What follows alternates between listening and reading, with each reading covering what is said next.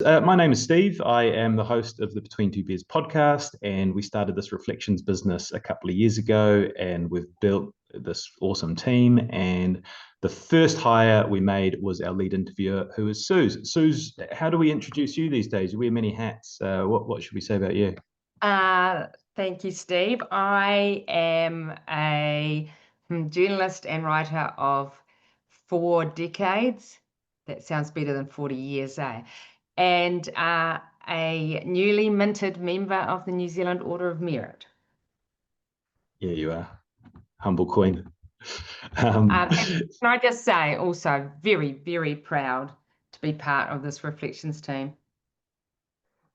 yeah, we're proud to have you, Suze. All right, let's crack into it. So we sort of headlined this webinar, the 5 questions you need to ask your parents before it's too late. So there'll be people in here that want to know the questions. There'll be people that want to know about the reflections, but we're going to climb into the questions first.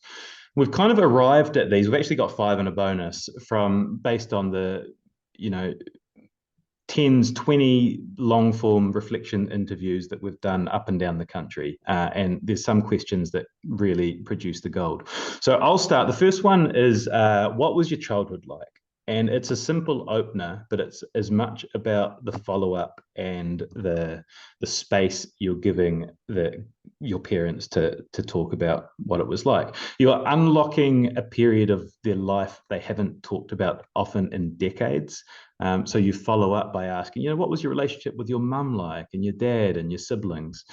And you're giving them permission to go deep. So it's all about the follow-up questions. It's all about being present and genuinely wanting to be there to listen. And it's a beautiful part of the reflections package. It's often what the kids are most keen to hear about because there's just not a space to talk about, those first 10, 15 years of life, what those relationships look like. And just, often we find with guests, when they get a chance to reflect on their early days, they haven't done it for decades, sometimes 20, 30 years. So it can create quite an intimate and at times emotional space. But the childhood is always the most popular that we get from the clients. They want to hear about what it was like for mum and dad growing up. So that was not my number one. What about you, Suze? Mine is, what were your grandparents like? So kind of along the same vein, but extending it a bit. I love this question. It always brings out some amazing answers as well. Like, we can go into ancestry.com and other genealogy sites to find out about our, grandparents and great grandparents' birth and death and maybe their marriage, that kind of stuff. But how much do we really know about what they were like?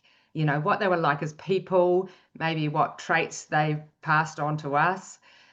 So quite often we find that the people that we're interviewing lived with a grandparent in their early years, or had their grandparent living with them in their family home, and how those formative years and how influential they were. And I interviewed a lovely Swiss Kiwi farmer who had his beloved grandmother living with him in their tiny home in the Swiss Alps when he was a boy, and the huge influence that she'd had on the man he became, probably more than his parents had. And yeah, like Steve said, they can become quite emotional talking about their parents and grandparents, which is really special. Steve, what have you got for number 3? Yeah, it's a good answer, Suze. I like the question, what was the hardest thing you've ever been through and how did you get through it? Again, like a lot of the magic and the gold here and what we do and what you can do with your parents is just creating a space for them actually to talk about this stuff, because it's the unspoken parts of life that are often the most defining. And there's never the right time for this kind of question except for an intentional interview. So it needs to be handled with care and compassion, which is kind of what we do. But if you give them the space and you're genuinely interested and you don't interrupt, you're going to get some real gold. We find that, how people move forward through adversity is often what defines them. And the answers will surprise you. If you give your parents space and you ask them genuinely, what was the hardest thing you've been through? hopefully you won't have talked about all of it before. So I love that question. It always produces gold. What else you got, Suze? Number 4 is, what does success look like to you? And everyone, I think, answers this question differently. So I had a man who'd been really successful in business and starting up his own companies, but who was brought to tears talking about his greatest success was his blended family and bringing them all together. And then we had a woman who was a groundbreaking teacher who said, finding the job you love and doing it to the best of your ability. Then I think my favorite was 2 farming brothers who had completely different ideas. So one said his was about making friends and getting on with everyone that he came in contact with. That was what success meant to him. And then his brother said he couldn't care less about people. His was achieving what you set out to achieve. So you're never really sure what they're going to say.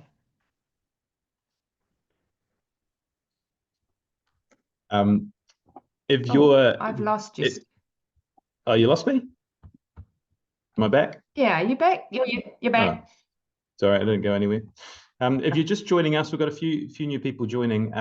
We're just sort of talking about the 5 questions you need to ask your parents before it's too late. We're going to start building into a little bit of reflections chat. If you've got questions that you want to know about the reflection service or anything or any of these questions, please fire them through and we'll get to them. My next question and my last one for your bonus is, what's something about our family history that most of us don't know?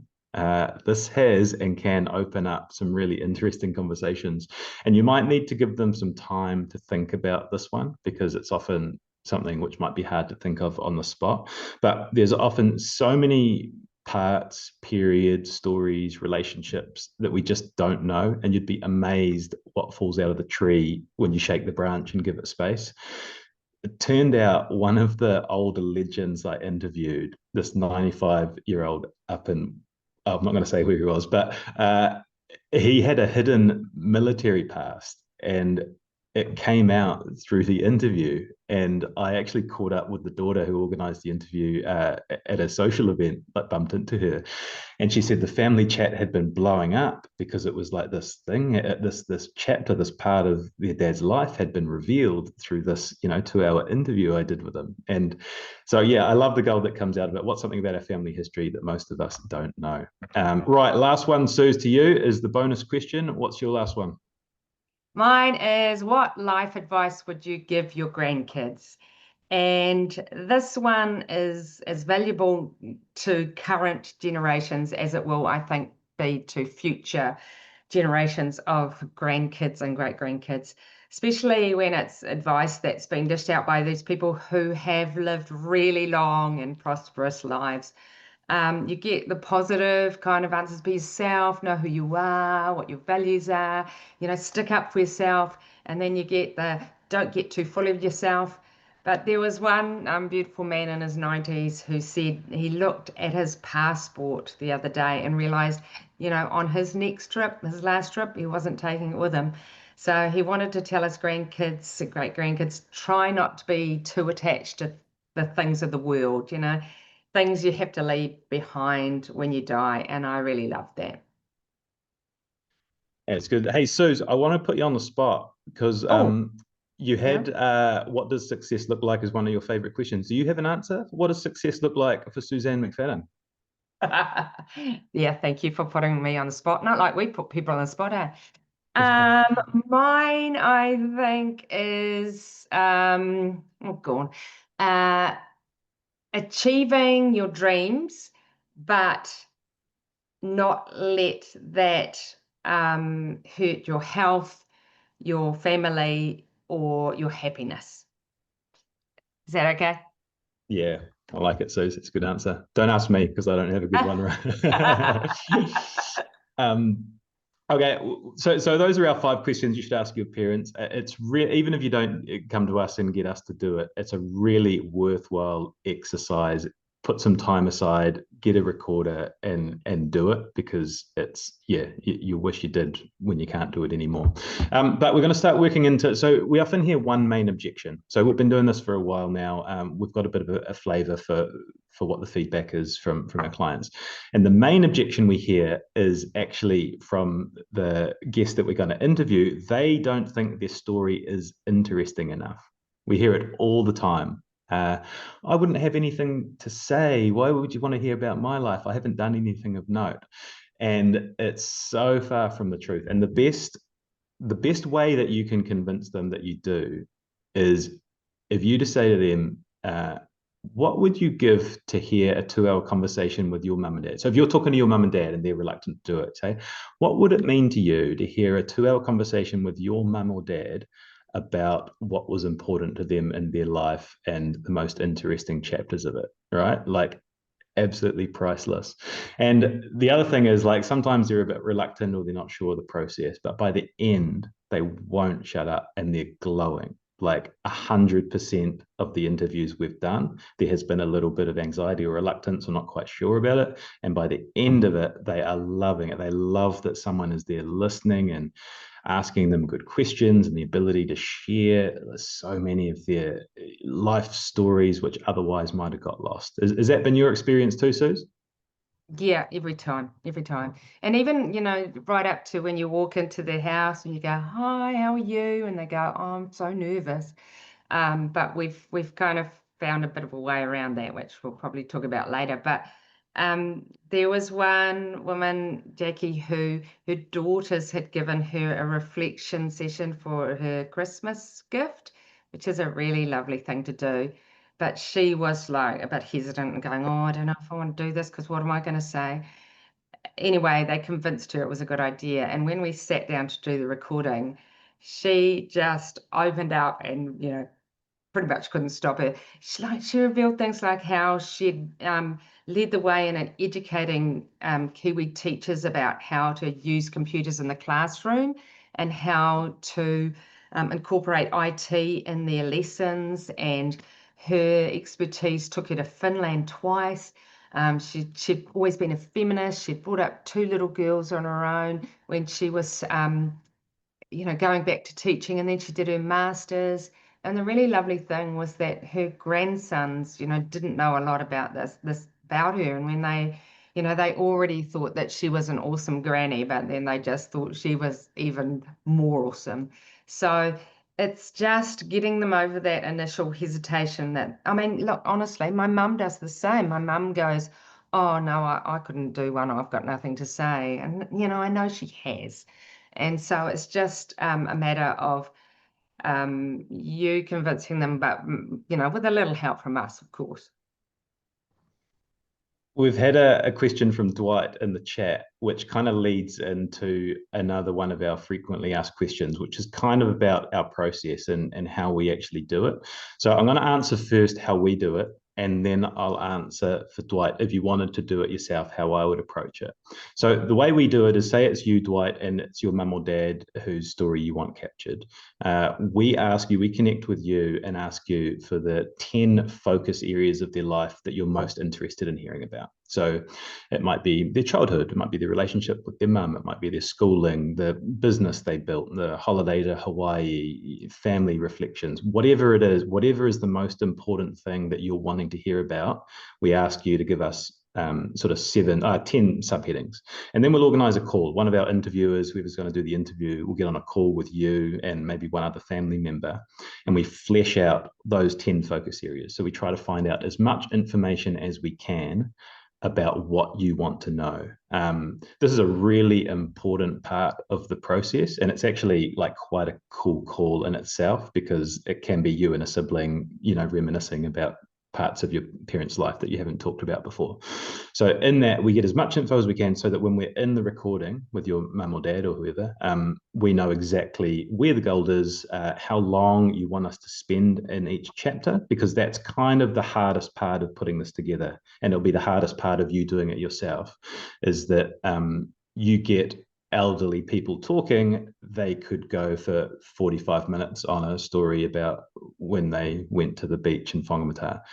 So you've got to move them. There's quite an art to navigating them through the different chapters of their life. So that's how we do it. We also ask friends and family for their input, and that all feeds into it. And that's a really cool part of the process too. So we send a link out to the ones that you want involved, and then they will feed into it. We ask them, what are the parts of the guest's life that you would like to hear about? What are some questions you'd like to ask them? And we also, this is a really cool part, we ask the extended family or friends to write about how they've influenced or impacted your life. And then we read that to them in the recording, and it always brings the tears. It's a really beautiful emotional space. So that's how we do it. And to Dwight, just to answer, if you were trying to do it yourself, what would you want to give them ahead of time? I would say it depends on, you would know your mum or dad or whoever is best. So I would say give them as much info before time as possible, unless they're the kind that's going to overwhelm them and they're going to freak out about it. And then it might be best to just actually say, I just want you to turn up and I just want you to answer to the best of your ability. But I would always of them plenty of time, let them know exactly what's coming down the tracks. And we do that too, don't we, Suze? We reach out to the interviewers, but to the whoever we're talking to let them know what the setup's going to be. Yeah, we do. So I just seen a question flick up from Kaylee for me, which I'll just answer now because it refers to something we just talked about, which is what tactics would you recommend to get more of our mums talking? Say you're not going to come to Christmas dinner if they don't. No, I think just convincing them that everybody has a story, and you don't have to have been a finalist for the Nobel Prize or started your own successful business, or you just every person has lived an interesting life, and it to your kids and your grandkids, they just want to hear about what life was like for you growing up, and how you met your partner, and to me, those are the most important parts of it. Yes, I love talking to the people about their careers and all of that, but I love hearing about, how they used to, at school, have to go and hide in the air raid shelters at lunchtime, during the war, and just things that we don't talk about on a daily basis. And so just convincing them that, yeah, everybody has a story to tell. Back to you, Steve. Sorry, I had to interrupt.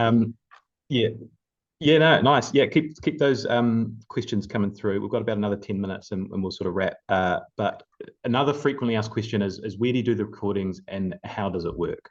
So a quick answer to that is we can do it wherever you want. We've got a team that can travel. So a lot of them are done in the home, in the family home. We will come to you wherever it is. Suze was in Nelson this week.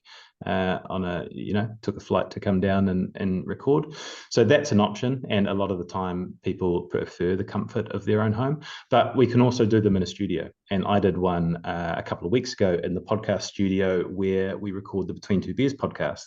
And this was a really cool one because it was the daughter got it for her dad for his 70th birthday, which is a great gift, by the way, and brought him to tears, knowing that his daughter wanted to learn and capture his story.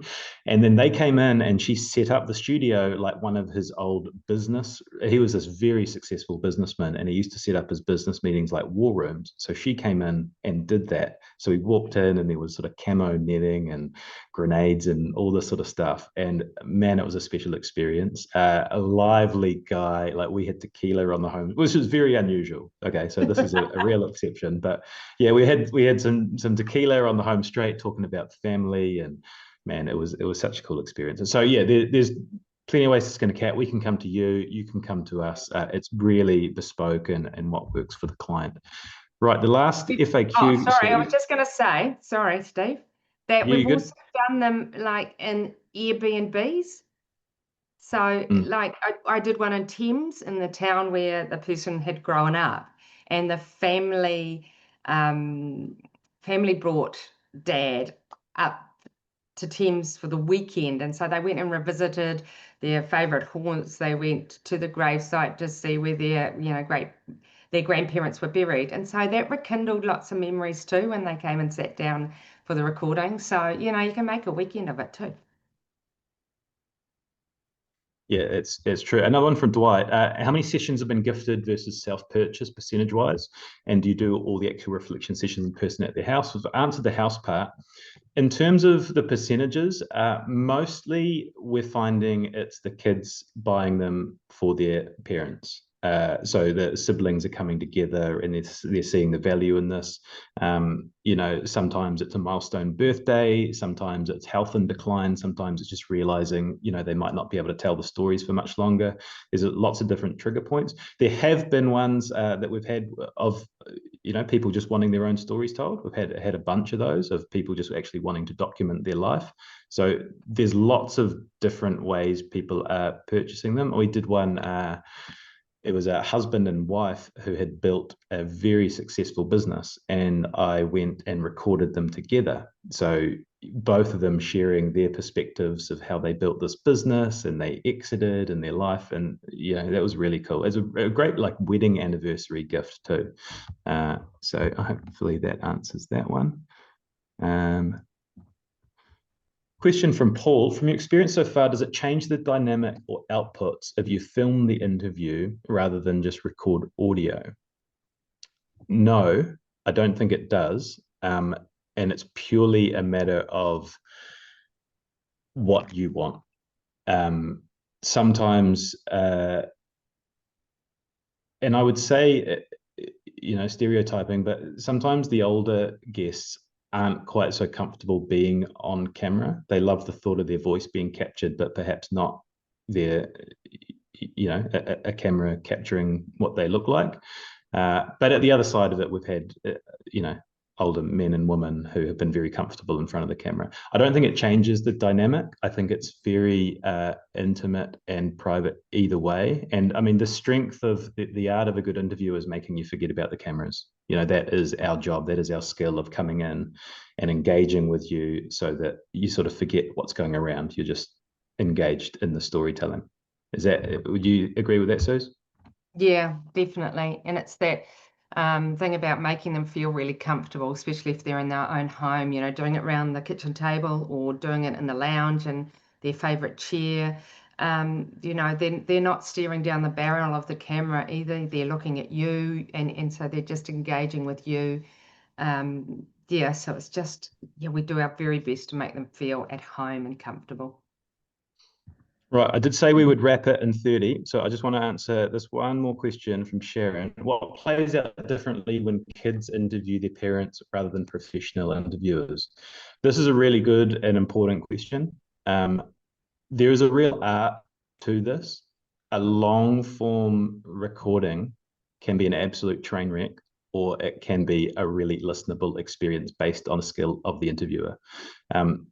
Me and Suze are very experienced interviewer, and so is Staffy and Shay, who are in our team that do the interviews. And there is a real, there's that give and take, and you ask a question and you give them space to answer, and then they're quiet for a few seconds, and an amateur interviewer might try to fill the space and move things on. Where an experienced interviewer, you sit there and there's more to come, but you're comfortable in that silence. And there's lots of little tips and tricks and things that you do which are going to greatly improve the quality of what you get. And as I said earlier, it's the navigating through the chapters which is really important. Like there's such epic, well-lived lives, and even with the 10 focus areas, it can be a challenge to get to them all because there's so much to talk about. And you don't want it blowing out too long. You don't want it going 3 or 4 hours. It's just not such a good listening experience. So we find around 2 is the sweet spot, but the art of navigating it through, knowing when to follow up, knowing when to sit back, it makes a big difference. Totally agree.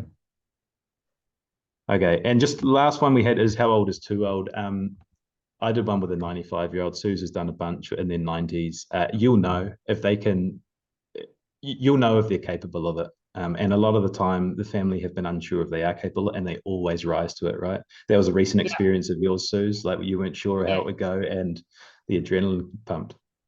Yeah, that just gets them on it. They get on a roll and they just want to keep going. And, family will go, oh, look, I don't know whether they can do more than 45 minutes at a time. And we got to an hour and they were like, do you want to have a break? And he was like, no, I'm good. I want to keep going. And so, yeah, you will know. But then what you also don't know is that they get on this adrenaline rush and the memories are coming flooding back to them and they're loving it as much as you are listening. So, yeah. We just give them the space to go. Lovely. Oh, I think that's been a good sesh, Suze. I'm going to wrap and I'm going to announce our special offer. So just to recap, what we do at Reflections is we research your loved one's story. We put as much care and prep as we do in the Between Two Beers podcast, as Suze does with all of her journalistic work. It's like it's the best in New Zealand at figuring out the story to tell. We come and re-record. We can come to you. You can come to us, whatever works, and then we remember and we give you a video or an audio file. We send hard copies, and it's a beautiful Reflections experience and a package. And I know I would say this because it's our business, but the glow and the feeling of fulfillment from both sides afterwards is really unreal. Like there's nothing else like it. Just the value that families are getting from this blows me away every time. You the same, Suze? Absolutely. You just come away thinking this is the best job in the world. Yeah. Okay. So, what you've all been waiting for, webinar special offer. We have a private family premiere kit. So, the idea is the Reflections experience is really pretty special, and we want to sort of make it an occasion. So, printed invites, our award winning interviewer will do a special intro. You get the family round, popcorn, fine tea, tissues, valued at over $300. We will give you the private family premiere kit to watch your interview of your loved one with your family. That's a big part of it too. It's the experience. It's the whole Reflections experience is what we're here for. So yeah, hopefully that has answered all your questions. It's been a great turnout. So thank you for everyone who's joined us tonight. Go to reflections.life is our website. There's all the info there that you need. Book a no obligation 15-minute call with us before 4 p.m. Monday, July 28th to be eligible for the family premiere kit. Kerry, who is the superstar who works behind the scene, will get on a 15-minute call from you, answer any questions. There's also a great video explainer on the site. There's testimonials from people that have been through the system, and it's all there for you. So thank you so much. Have enjoyed talking into the screen for 30 minutes. Suze, I think you did a good job. You can go and have a wine and a lie down now.